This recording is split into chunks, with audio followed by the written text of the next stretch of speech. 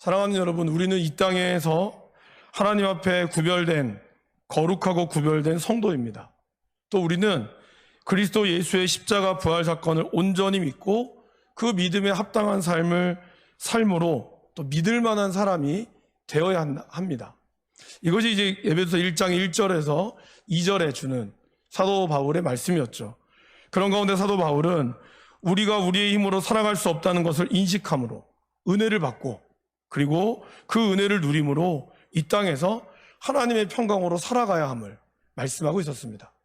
그리고 이제 3절부터 14절까지 사실은 우리가 이 우리나라 성경은 이렇게 끊어서 했지만 원래 3절부터 14절까지 사도 바울은 아주 한 문장으로, 그러니까 랩하듯이 한 번에 23절에서 14절 말씀을 쫙 풀었어요. 매우 감격한 목소리로 그는 이걸 풀고 있습니다. 이렇게 시작하죠. 찬송하리로다. 다른 말로 표현하면 찬송 받으실 만한 이시여 라는 뜻입니다. 도대체 바울은 무엇이 그렇게 하나님을 찬송할 수 있는 그러한 것이 됐을까요? 여러분은 무엇 때문에 찬양하십니까? 여러분의 찬양의 이유는 무엇입니까? 교회는 찬양 공동체죠. 교회는 예배의 공동체고, 그리고 교회는 찬양 공동체입니다. 그렇다면 우리의 교회가, 또 교회 안에 있는 성도들은 무엇 때문에 찬양해야 될까요? 여러분이 가지고 있는 어떤 사업의 성공이라든지 아니면 자녀가 잘 돼서 하나님을 찬양할까요? 물론 그것도 찬양의 이유가 될 수 있습니다. 그런 찬양이 잘못된 건 아닙니다. 그러나 오늘 사도 바울이 찬양으로 고백하는 것은 좀 다른 차원의 문제입니다. 특별히 사도 바울은 지금 어디에 있죠? 사도 바울은 감옥에 있죠. 우리가 옥중서신이라고 알려져 있는 에베소서, 빌립보서, 골로새서, 빌레몬서 4개의 서신은 다 감옥에서 쓰여졌습니다. 어떻게 보면 바울은 좋은 상황이 아니죠. 비록 가택연금이라고 하지만 뭐 이렇게 우리가 알고 있는 무슨 교도소 그 안에서 딱 갇혀서 독방 갇힌 건 아니고, 그냥 가택이 일종의 자기 집이 있고 그 집 안에서 사람들도 왔다 갔다 할 수 있지만 자유롭게 드나들 수 있는 자유로운 상태이긴 하지만, 그러나 그는 여전히 죄인의 신분이었고 여전히 그는 감옥에 있었던 사람입니다. 그럼에도 불구하고 사도 바울이 이렇게 찬송하리로다 할 수 있는 그 근거가 뭘까요?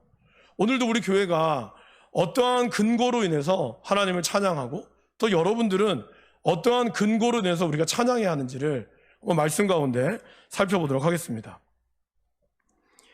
오늘 사도 바울은 하나님을 찬양했던 가장 중요한 이유는 하나님께서 우리에게 신령한 복을 주셨기 때문이다라는 것을 이야기합니다. 이 신령한 복은 하늘에 속해 있습니다. 여러분, 하늘에 속해 있다라는 건 뭘까요? 이 사도 바울이 이야기했던 이 하늘은 에베소서에 총 3번 정도가 나오거든요. 먼저 우리가 읽은 1장 3절에 있는 하늘에 속한 신령한 복을 우리에게 주시되, 그러니까 우리가 신령한 복을 누릴 수 있는 곳, 그것이 하늘이라는 것이죠. 또 하나는 2장에 있습니다. 우리 2장 6절 말씀을 읽어보겠습니다. 2장 6절 함께 읽어보겠습니다. 또 함께 일으키사 그리스도 예수 안에서 함께 하늘에 앉히시니.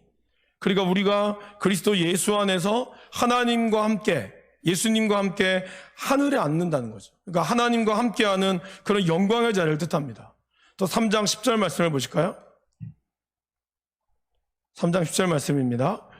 이는 이제 교회로 말미암아 하늘에 있는 통치자들과 권세들에게 하나님의 각종 지혜를 알게 하려 하심이니.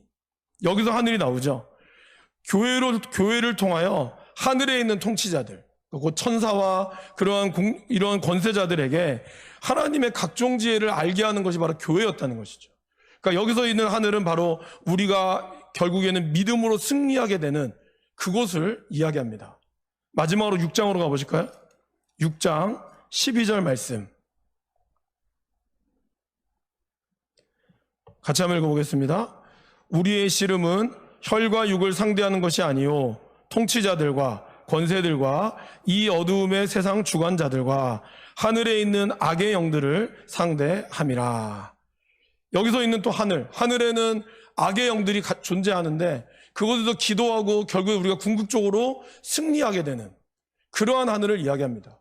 그러니까 단순히 우리 머리 위에 있는 그 하늘만이 아니라 저와 여러분들이 이 땅 가운데서 하나님이 늘 우리를 지켜보고 있고, 그리고 우리가 그곳에서 하나님이 주시는 이 복, 그러니까 우리가 죽어서 받는 복이 아니라 이미 이 땅에서 예수 그리스도의 부활 사건과 그분의 십자가의 은혜를 믿는 자에게 주시는 하나님의 이 복을 의미한다라는 것입니다. 그러면 오늘 여기서 이야기하는 이 신령한 복은 무엇일까요? 물론 여러분, 우리가 뭐 물질의 복을 받고 그 다음에 권세의 복을 받든지 아니면 뭐 자녀의 복을 받든지 아니면 여러 가지 여러분들에게 필요한 이 땅에서 살아가는 모든 하나님의 복도 중요합니다. 그 복이 필요 없다는 얘기는 아니에요. 그러나 오늘 바울이 이야기하는 이 신령한 복, 영적인 복은 단순히 이 땅에서 누리는 그러한 복과는 차원이 다른 복을 의미합니다. 먼저 성경이 이야기하는 복을 얘기할 때는 사도 바울은 여호와를 아는 지식이 가장 큰 복이라고 말했습니다. 내가 지금까지 살아왔어 보니까 예수 그리스도를 만나고 그분을 아는 지식이 가장 고상한 지식이라고 사도 바울은 이야기했습니다. 그러니까 사도 바울이 느꼈던 복 중에 가장 최고의 복은 바로 하나님을 아는 복, 하나님을 알므로써 누리는 복이 자기 인생의 가장 중요한 복이었다는 것을 이야기합니다. 그러한 신령한 복을 이야기하고, 두 번째는 하나님의 말씀에 순종하는 것이 복이라고 성경은 이야기합니다. 우리 시편 128편 말씀을 찾아보겠습니다. 구약 성경 시편 128편입니다.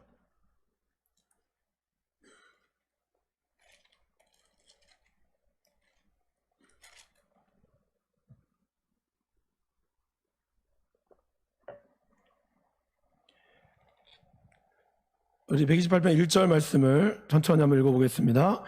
여호와를 경외하며 그의 길을 걷는 자마다 복이 있도다. 그래서 여기에도 복이, 어떤 것이 복이라고 얘기하고 있죠? 여호와를 경외하며 그분의 길을 걸어가는 것, 곧 하나님의 말씀에 순종하는 것이 복이라고 이야기하고 있습니다. 그리고 세 번째는 신령한 복. 이 복은 원래 영어로 블레싱이잖아요. 블레싱이라는 이 말의 어원은 블리드, 피를 흘리다 해서 왔습니다.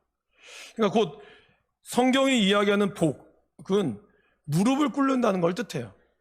나하고 하나님과 나와의 의견이 다를 때 내가 하나님 앞에 온전히 무릎을 꿇을 수 있는 것. 우리 예수님께서 하늘 아버지의 성부 하나님의 뜻을 따라서 그분이 무릎을 꿇었잖아요. 무릎을 꿇고 십자가에 못 박혀 죽으셨습니다. 그러나 그분이 피를 흘리셨죠. 그 피를 흘림으로 말미암아, 그 피로 말미암아 우리가 구속함을 얻게 되었습니다.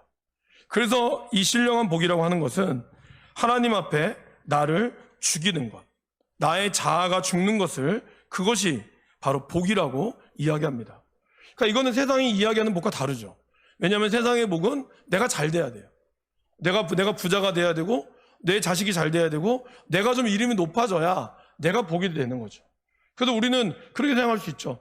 교회에서 하나님의 영광을 드리운다라고 할 때는 내가 하는 좀 사업이 좀 잘 돼서 11조도 좀 잘 내고 감사한것도 많이 내고, 그래서 성도들이 정말 하나님께서 복 주셔서 저렇게 됐다. 물론 그 복이 틀린 복은 아니에요. 그러나 그 복이 모든 복은 아니라는 거예요. 오히려 하나님이 이야기하는 복은 내가 하나님 앞에 나의 자아가 죽고 온전히 내가 십자가 앞에 무릎을 꿇을 수 있는 것, 내가 죽음으로써 사나 죽으나 오직 그리스도가 영광받게 되는 것, 그것이 진정한 복이다라는 것입니다. 예수님께서는 그러한 복을 위해서 우리를 위하여 십자가를 박혀 죽으셨죠. 그러기에 성경이 이야기하는 진짜 신령한 복은 바로 하나님 앞에 우리가 무릎을 꿇고 나아가는 복을 뜻합니다. 그럼 여러분, 이렇게 십자가 앞에 무릎 꿇고 내가 죽을 때 그 복이 어떤 복으로 이어지는지 아십니까? 바로 관계의 복으로 이어지게 된다는 겁니다.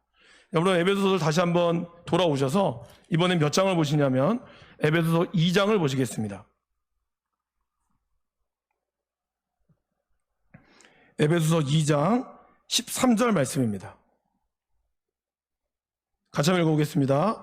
이제는 전에 멀리 있던 너희가 그리스도 예수 안에서 그의 피로 가까워졌느니라. 그러니까 이 그리스도의 피로 가까워졌다는 거예요. 그래서 둘이 막혔던 담이 허물어지고, 16절에 보시면 또 십자가로 이 둘을 한 몸으로 하나님과 화목하게 하려 하심이라. 원수된 것이 십자가로 소멸되었다. 결국 십자가 앞에 죽으니까 하나님께서 우리에게 어떠한 복을 주십니까? 하나가 되는 복을 주셨다는 거예요.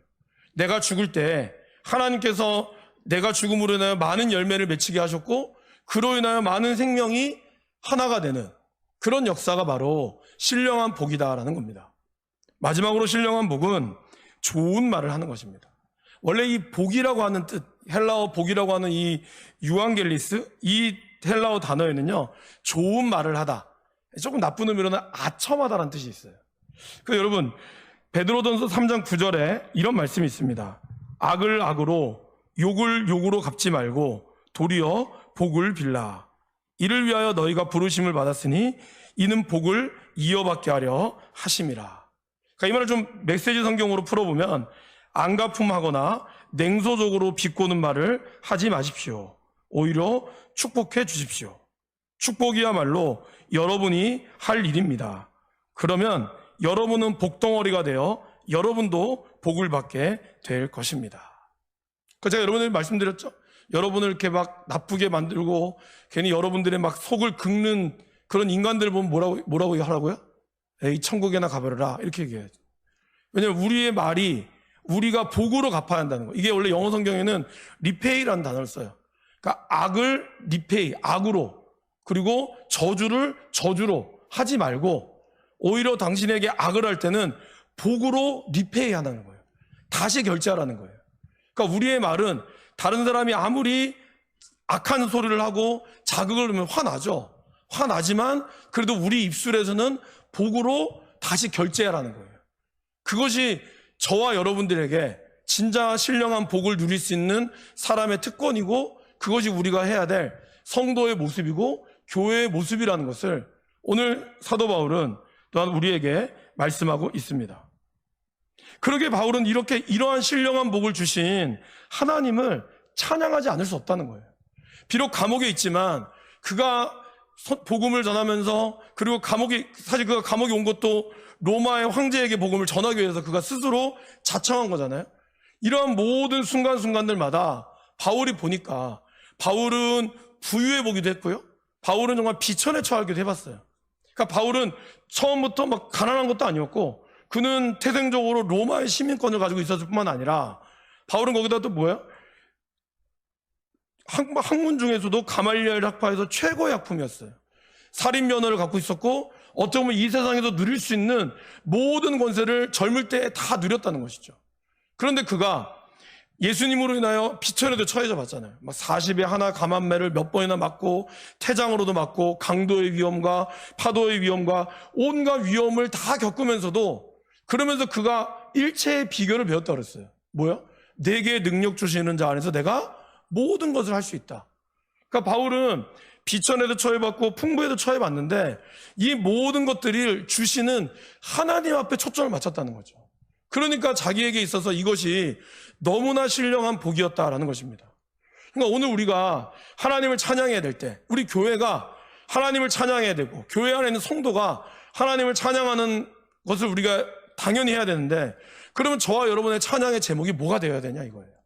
물론 여러분들에게 하나님이 주시는 복, 뭐 사업을 했는데 잘 됐다, 뭐 자녀가 좋은 데 갔다, 아니면 좋은 데 취직했다, 이것도 정말 귀합니다. 그것을 감사하지 말라는 얘기가 아니에요. 그러나 우리의 상황과 상관없이 이미 우리에게 주시는 이 신령한 복, 이미 저와 여러분들 주시는 이 신령한 복, 여기 보시면 3절에 우리나라 성경에는 잘 뉘앙스가 나오지 않지만 하늘에 속한 모든 신령한 복을 우리에게 주시되라고 표현하고 있잖아요. 근데 여기서 이 주시되라고 하는 이 영어는 과거 완료입니다. 그러니까 이미 하나님께서 주셨다는 거예요. 우리가 예수님을 자녀가 되기 이전부터 이미 하나님은 모든 것을, 이제 오늘 우리가 첫 번째 나누는 아주 중요한 신학적 개념을 나눌 텐데요, 하나님의 선택, 하나님이 저와 여러분들을 태초부터 선택했다는 거예요. 교회는 하나님께서 그런 믿음의 고백, 태초부터 선택한 사람들이 고백한 자들의 모임이라는 것이죠. 그런 선택의 문제를 바울은 알았기 때문에 그는 하나님을 찬양할 수밖에 없었다라는 것입니다. 그러니까 저와 여러분들의 찬양의 근거, 우리가 교회가 하나님을 높이고 찬양해야 될 근거는 뭐가 되어야 될까요? 우리를 택하시고 우리에게 하나님의 신령한 복을 주신 것, 그것 자체로도 우리 가운데 하나님을 찬양할 수 있는 충분한 이유가 되어야 한다라는 것입니다. 이제 사도 바울은 이 3장 4절에서 6절까지, 그리고 7절에서 10절까지, 11절에서 14절까지 세 가지의 신령한 복에 대해서 얘기합니다. 근데 이 세 가지의 복은요, 바로 성부, 성자, 성령, 삼위일체 하나님에 대해서 이야기하는 것이고, 그리고 거기에는 아주 중요한 신학적 세 개의 주제가 있습니다. 오늘은 그 첫 번째 주제를 다룰 텐데요, 바로 선택입니다. 저를 따라해 보실까요? 하나님의 선택. 네. 하나님의 선택은 구약과 신약을 아울러서 이 성경을 이야기할 때 아주 중요한 본문이죠. 아주 중요한 이 키워드라고 할 수 있습니다. 하나님이 저와 여러분들을 어떻게 했어요? 오늘 사도 바울이 정말 감사하고 놀랬던 이유는 뭐죠? 바로 창세 전에 우리를 택했다는 거예요. 근데 이러한 신령한 복과 이러한 택함과 또 두 번째 다음 주에 하게 될 것이 바로 구속이거든요. 십자가로 인한 구속. 세 번째가 성령으로 인한 인치심이에요. 이 세 가지가 교회 안에 있어야 되고 저와 여러분의 성도들의 삶에 있어야 되는데, 이러한 모든 하나님의 선택과 구속과 그리고 인치심은 뭐가 반드시 전제가 되어야 될까요? 신령한 복이라고 하는 것 안에 전제가 될 건 뭘까요? 그리스도 안에서라는 거예요. 여러분 오늘 3절에서 보시면 그리스도의 우리 주 예수 그리스도의 아버지께서 그리스도 안에서 하늘에 속한 모든 신령한 복을 우리에게 주셨고, 그리고 이미 창세 전에 어디요? 그리스도 안에서 우리를 택하셨다고 얘기합니다. 그래서 이 3절에서 14절 본문에 그리스도 안에서, 그 안에서라는 말이 11번이 나옵니다. 그러니까 하나님의 택하심과 그분의 구속과 그분의 인치심은 반드시 그리스도의 사건 안에서 있어야 한다는 거예요. 그걸 놓치면 우리가 누리는 모든 복은 아니라는 거죠.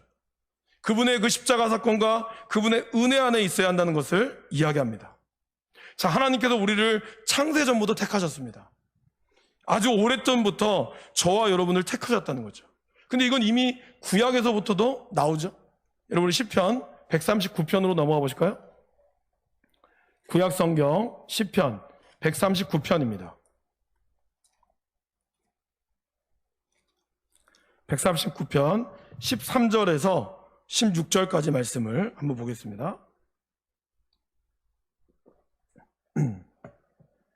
시편 139편 13절에서 16절까지 말씀을 함께 우리 읽어보겠습니다. 주께서 내 내장을 지으시며 나의 모태에서 나를 만드셨나이다. 내가 주께 감사하옴은 나를 지으심이 심히 기묘하심이라. 주께서 하시는 일이 기이함을 내 영혼이 잘 아나이다. 내가 은밀한 데서 지음을 받고 땅의 깊은 곳에서 기이하게 지음을 받은 때에 나의 형체가 주의 앞에 숨겨지지 못하였나이다. 내 형질이 이루어지기 전에 주의 눈이 보셨으며 나를 위하여 정한 날이 하루도 되기 전에 주의 책에 다 기록이 되었나이다. 시편 기자 다윗이라고 나오죠. 다윗은 주께서 내 내장을 지으시고 나를 모태에서 만드셨음을 고백하고 있습니다. 근데 다윗이 고백하는 감사의 제목은 뭐였죠? 나를 지으신 것이 너무 기가 막히다는 거예요. 너무나 놀랍다는 거죠. 어떻게 나를 이렇게 만드셨을까? 여러분들 이제 아이들 처음 태어났을 때 그렇지 않습니까? 여러분의 남편과 이 아내 사이에서 태어난 그 아이, 참 신기하지 않습니까? 저희도 여원의 여주를 보면서 어떻게 우리 얼굴에서 저 얼굴이 나올까? 그런 얘기를 오늘도 그 얘기했어요. 그러니까 더 놀라운 거는 지네들도 그렇게 얘기하더라고. 어떻게 어머니 아버지 얼굴에서 저희가 나왔을까요? 우리도 알 수가 없죠. 그래서 기이한 거죠. 그렇지 않습니까? 하나님이 우리를 그렇게 신묘막측하게 지으셨다는 거예요. 근데 이 시편 기자는 또 뭐라고 얘기하죠? 내가 은밀한 데서 지음을 받고 땅의 깊은 곳에서 기이하게 지음 받았다는 거예요. 여기서 은밀한 것, 여자의 자궁을 뜻하죠. 그러니까 여자의 자궁 속에서 아직 나의 형체가 사실은 요즘에는 기술이 좋아가지고 이렇게 검사하면 애가 태중에 아예 얼굴을 볼 수 있잖아요. 자세히는 안 보여도.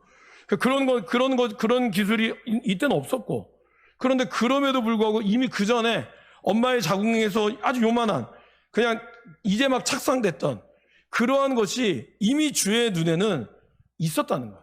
주의 눈에는 이 모든 것이 비춰주고 있었다는 것이죠. 이러한 하나님의 택하심, 시편 기자가 이야기했던 이러한 택하심이 오늘 사도 바울도 동일하게 느꼈다는 거죠. 그리스도께서 우리를 언제부터요? 창세전부터 성부 하나님께서 우리를 그렇게 택하셨다는 거죠. 그럼 여러분, 왜 우리를 택하셨을까요? 왜 저와 여러분들을 택하셨을까요? 저와 여러분들이 뭔가 택할 만한 자격이 돼서 택했을까요? 신명기로 한번 가보겠습니다. 신명기 7장 7절. 하나님께서 이스라엘을 택하신 이유에 대해서 말씀하는 본문입니다. 신명기 7장 7절입니다.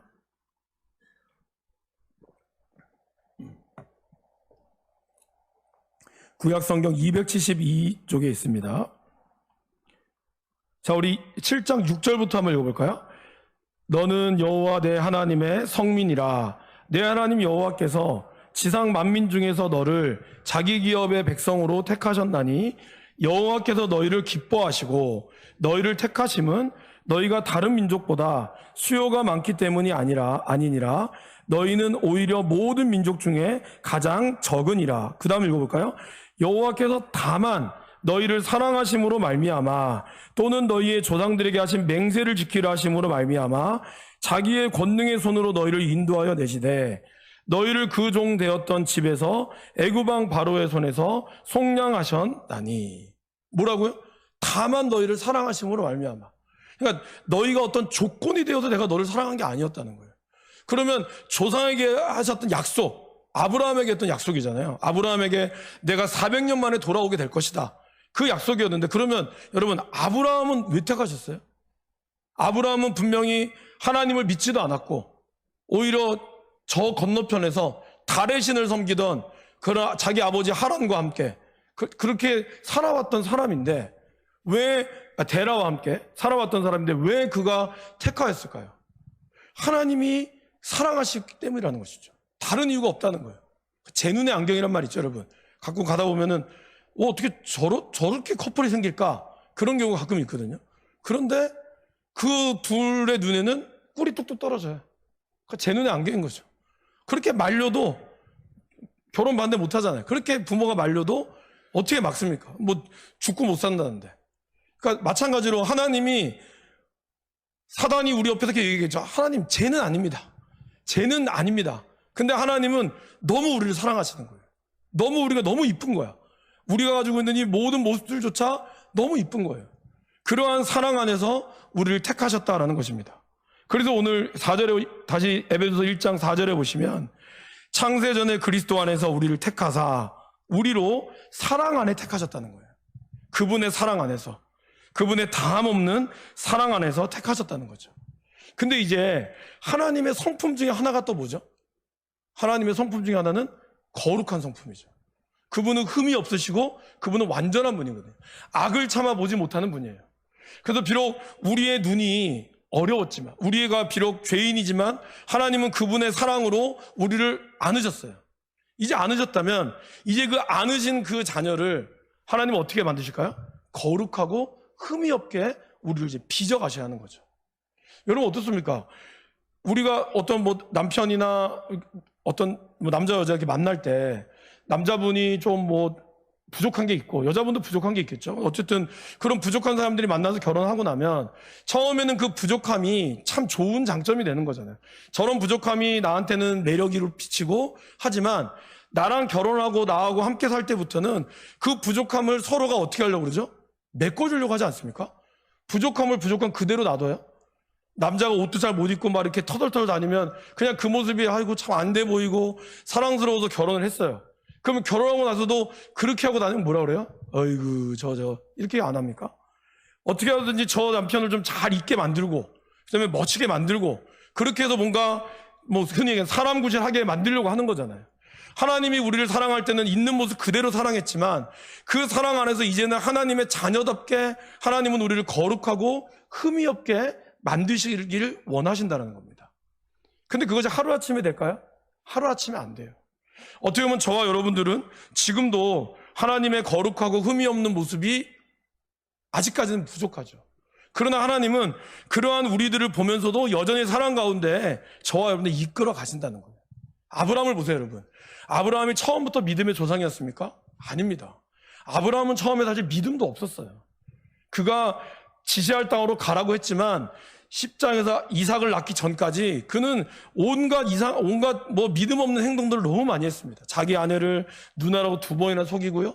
그리고 또 하갈과도, 물론 부인이 그렇게 얘기했지만 하갈과도 잠자리에서 이스마엘을 낳기도 했고요. 여러 가지 많은 부족한 모습들이 그는 그 가운데 있었다는 거예요.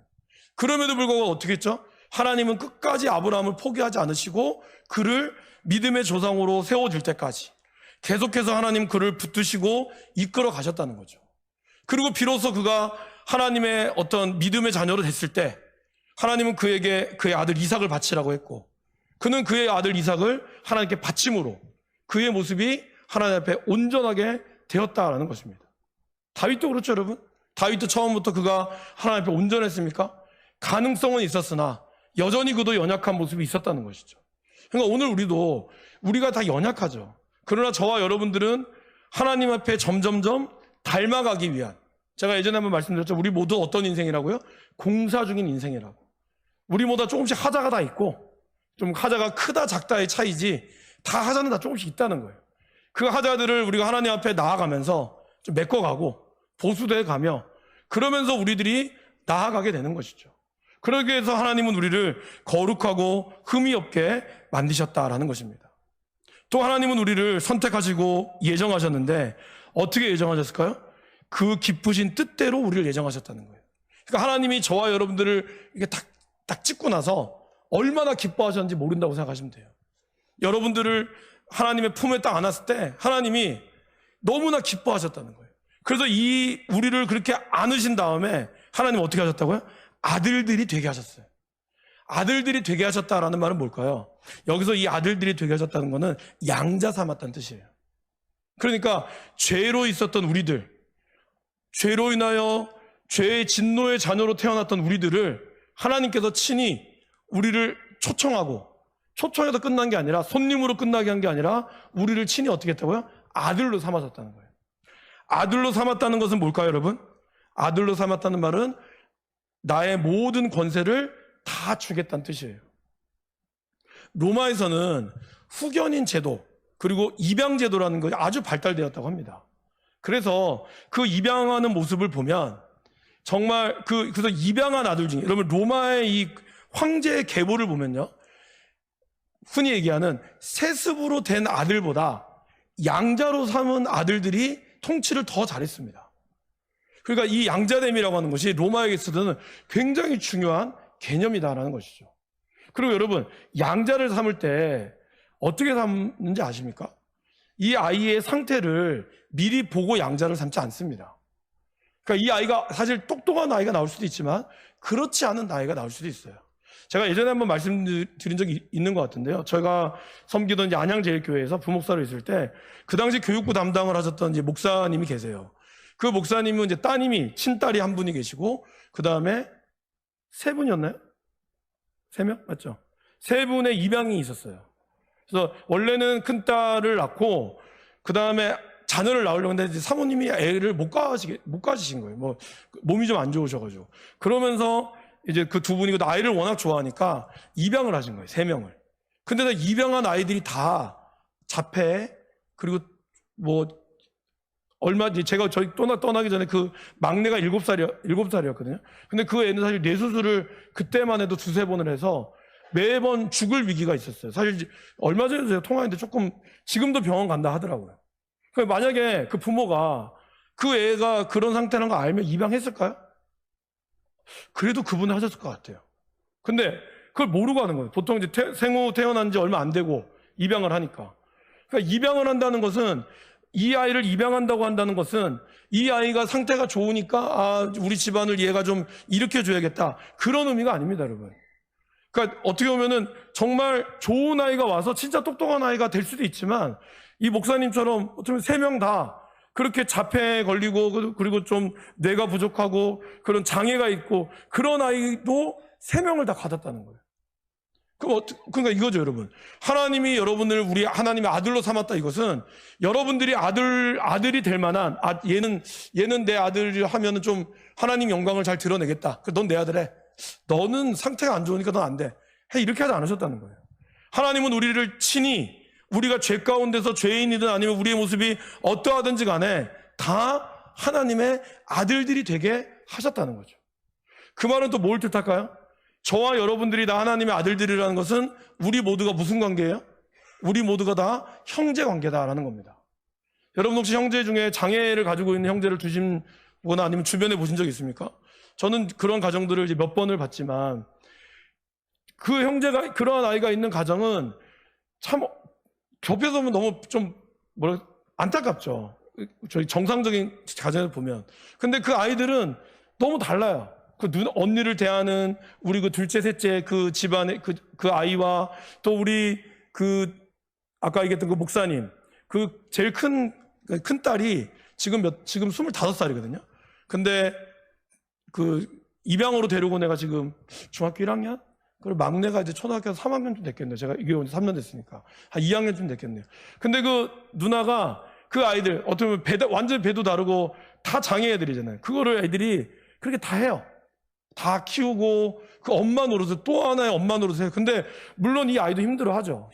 때로는 막 울기도 하고 그것 때문에 막 힘들어하는 것도 또 목사님 얘기하시더라고요. 아이한테 미안하다.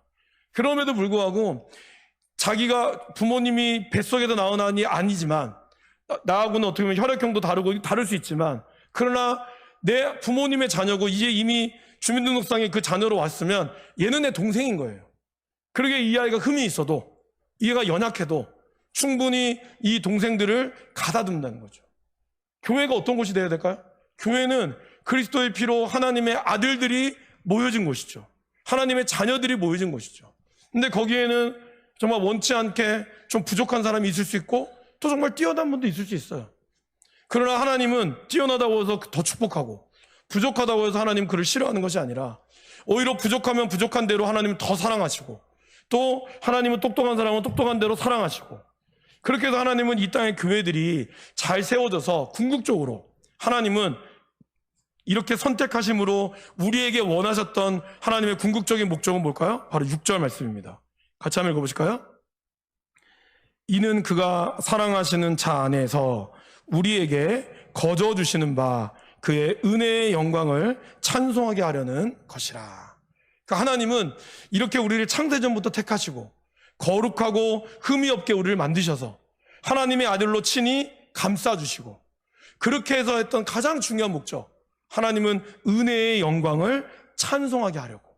그러니까 여러분들로부터 하나님은 찬송받기 위하여 하나님은 우리를 택하시고 하나님은 우리를 부르시고 선택하셨다라는 것입니다.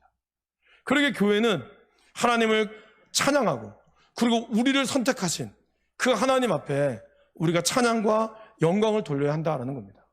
물론 하나님의 예정과 하나님의 선택이 이해가 되어지지 않을 때가 있죠. 우리의 이성으로는 하나님 그러면 저 사람을 선택하고 왜 저 사람을 선택하지 않았습니까? 그거는 우리가 시간의 한계로 보기 때문에 그런 거예요. 그러니까 우리 눈의 한계, 내가 바라보는 시간의 한계 안에서 저 사람의 구원이 내 눈에 보일 때의 구원이냐 아니냐의 모습을 판단하기 때문이죠. 그러나 하나님은 어떤 분이시죠? 하나님은 우리 시간 너머에 계신 분이죠. 여러분은 시간의 제약과 공간의 제약이 있는지 모르지만 우리는 있죠. 모르는 게 아니라. 그러나 하나님은 시간과 공간을 초월하신다는 겁니다. 그러니까 우리가 생각하기에 우리가 알기에 저 사람과 저 모습이 나한테는 좀 마음에 들지 않고 저 사람의 모습이 연약해 보일지라도 하나님이 바라보는 또 다른 모습은 다를 수 있다는 거예요. 다르다는 거예요. 그러게 이 중요한 모든 것들을 우리는 하나님의 눈으로 바라보며 그것 가운데 우리 모두가 하나님을 영광 가운데 찬양할 수 있는 은혜의 영광으로 찬양해야 한다는 것입니다.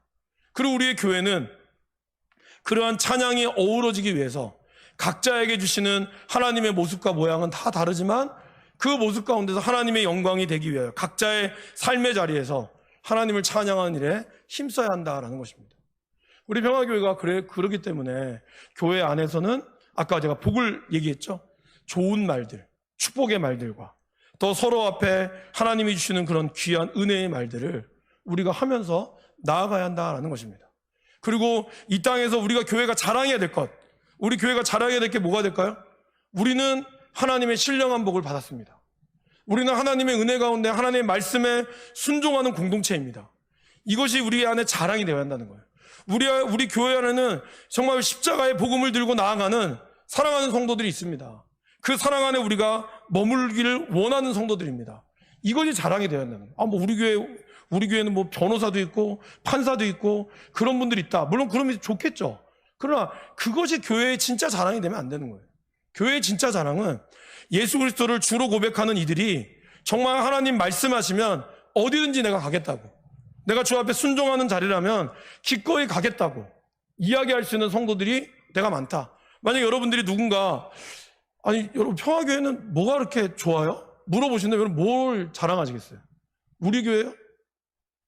뭘 자랑하시겠어요? 이 신령한 복이 우리 교회 가운데 넘치다고 자랑할 수 있어야 한다는 것이죠. 내가 하나님의 선택, 그럼 당신은 뭐가 그렇게 하나님을 자랑할 수 있습니까? 당신은 뭐가 그렇게 교회가 좋아요? 묻는다면 하나님이 나를 택하셨잖아요. 그분이 나에게 신령한 복을 주셨다고. 그럼 신령한 복이 뭐예요?